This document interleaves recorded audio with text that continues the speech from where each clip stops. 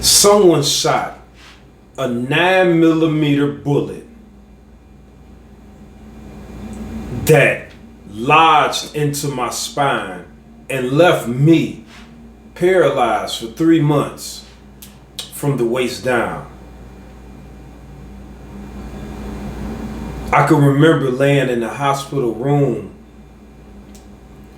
thinking, what good is life if I can't enjoy it? Enjoy the simple pleasures of life. I can remember pulling the covers up and seeing the catheter lodge down my urinary opening. I had to cry 80 of those 90 some odd days listening to a hip hop group, or a rap group named Top Authority. Excuse me, I'm feeling a bit of sentimentality right now, but I welcome you to the Foundation for Elevation Station. I welcome you into a deeper space into my heart. Don't mind me if I cry on this one.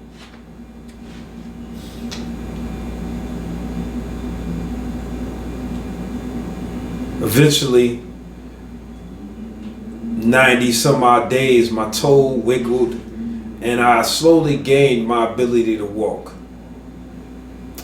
I walked around several years in a semi-handicapped state, which I was 15-20% handicapped. I walked with a limp I covered up by walking with more speed. So people really couldn't tell because I picked up the pace and walking fast to conceal it. But I was weakened.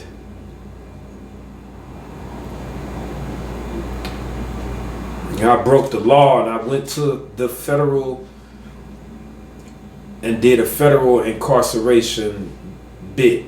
I had a stint of, I spent around 4 years there, and it was some of the best times of my life. Truthfully, it was. It was like I was somebody from a good book from the Bible, a prophet, a messenger. It was like I went to a cave of study. And when I was there, it was these guys from the Nation of Islam that kept like soliciting me. I can't think of the word now you would call it. But I was just getting into exercising with my body in 2004, first time in my life. And I got enthused from deadlifting. And when I was deadlifting, I'll never forget it, 295 pounds. And I felt the bullet pop out of my spine. And it was so painful. They had to come scoop me up off the weight room floor, and they put me in a hole just to heal because they didn't know the extent of what was going on, but they knew I couldn't move. So they didn't take me to the hospital. They left me in a hole in jail, and they wouldn't give me the proper medication. So I was moaning all night, and quite ironically, as I think back, it was a LGBT, a homosexual next door, and he sacrificed his pain medication to give me some. Sad note, that's why I say some of the LGBT community are some of the most pure-hearted people that I have ever met in my communities. I mean, I never like hung out with any of them, but when I would be around them, and anyway, just a side note. After that, I started incorporating myself into the religion of the Nation of Islam, because I read a few chapters up all night in the hole, resting up that week, and I fed into it. I went in deep, and I learned it because I have a certain level of intelligence. I was always pretty good with words, English and comprehension and stuff is, some of my strong suits. And I went in deep, and I did everything they were saying do. And it was a beautiful man who probably wasn't a man. I think he was an extraterrestrial, and Jay. He was just too good of a person. He just did this thing well.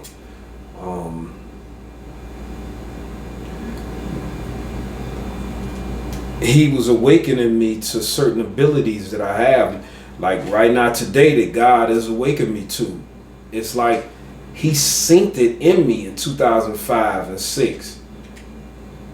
Like he was always trying to awaken the abilities in me.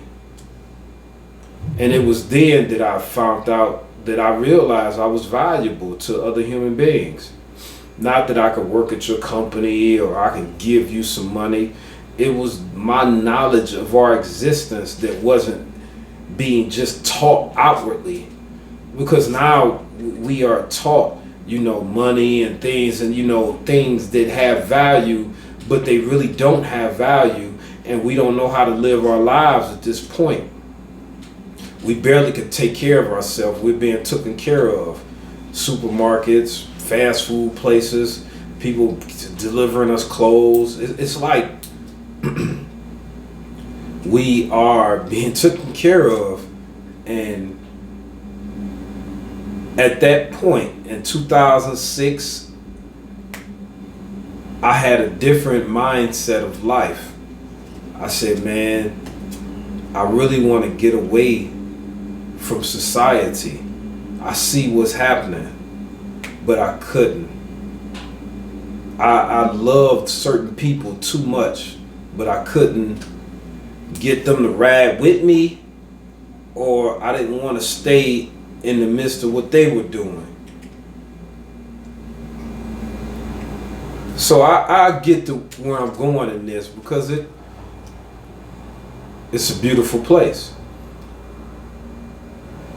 I wanted to leave our society and live somewhere else.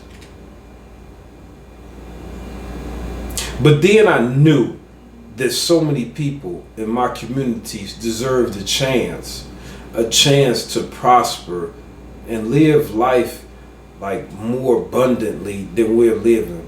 We believe that we are living a beautiful existence, but we are not. We are living a traumatic, trauma-filled struggle life, and it's painful to many of us. I see it. And this is the reason we are at such a beautiful place, because we done been through the struggle. So we are at a place that we can learn how to live this existence now and really do this thing like it never been done. Like, for real, that's the way I see it. I see we are at a place of hope, man, and I'm so thankful to be in a place to assist the process. I'm glad things turned out the way it turned out for me and for humanity in general, in the black communities, especially in Cleveland, Ohio. We have a chance, an opportunity laid out in front of us that God said, lead the way. Lead the way into the next stage of development. So, it's on us.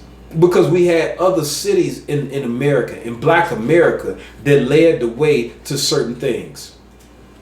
We had New York, New York leading the way with the hip hop saying the money and, you know, start living your life in this certain type of b-boy manner.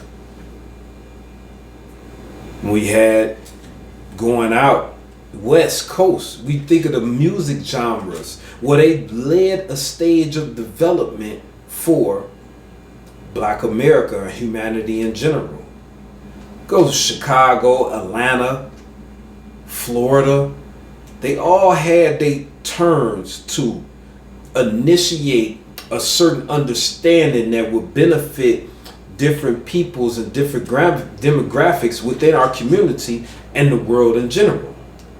Where they would, you know, throw money in the club that would support ladies in a certain manner that live their life in that type of way. Where Beyonce would coach ladies to get money in a certain type of way, even when they have a man. Lady, leave your man at home, come out to the club. These guys' pockets full of grown. See, our music moguls, our movie people taught us to live our life more abundantly in most cases in extreme manners. Like Jay-Z taught us how to hustle, you know, T.I., Jeezy. These are great individuals, don't get it twisted. E40, like men, Snoop Dogg, that set the trends in gathering wealth, power, ideas to get people that they deal with, people in their families, people in their community, other people they meet, and form businesses, create wealth, form brands. LeBron James, these are such great people that are just greater, in my opinion. I think it's Cleveland's turn. I think it's Cleveland's turn to rise and show the way to do this thing from a righteous standpoint. And I think that I haven't spoke on it much about my brother from Cleveland, Ohio, Steve Harvey. He's getting a hell of a backlash at this point from many different angles, you know, and I love you, brother. And it ain't too late to atone to the land that made you. We got a street named after you. I was on it a couple days ago getting some oil from my guy. Got a Muslim shop right there on 111th. It's a street over there, man. You're the street, good brother. It ain't too late to atone and build. You probably did some things, but I'm not aware. Maybe you did something to some personal people, but it's still time for you to come back to the land and build onto the foundation, good brother.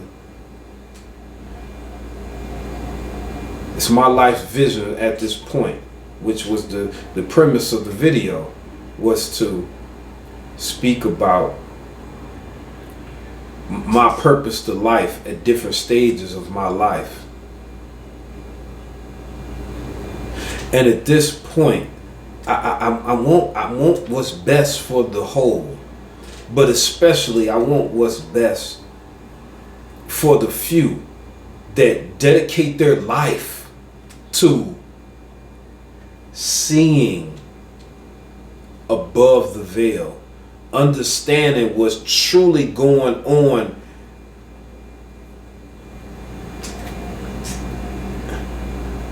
from the highest platform of humanity. I know that what I speak about will raise people that see above humanity, that will be gods. And I know that most of us, we want to enjoy our life, and I support you. But we need leaders. We need leaders that want to find out what's outside of the firmament and how to get there. Right now, we have so many that's digging and making bunkers around everywhere around the world. or how whatever's going on, the flat earth.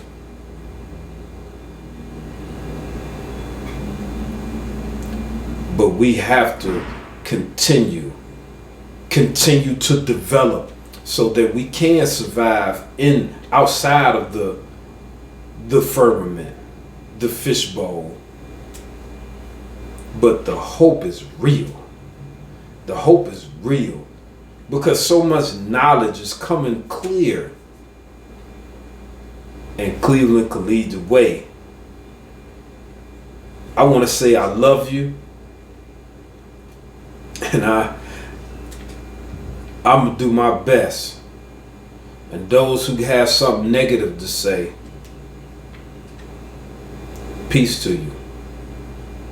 I only could do my best. Some of you that talk negative probably wish you could assist me. Probably wish you can ride with me.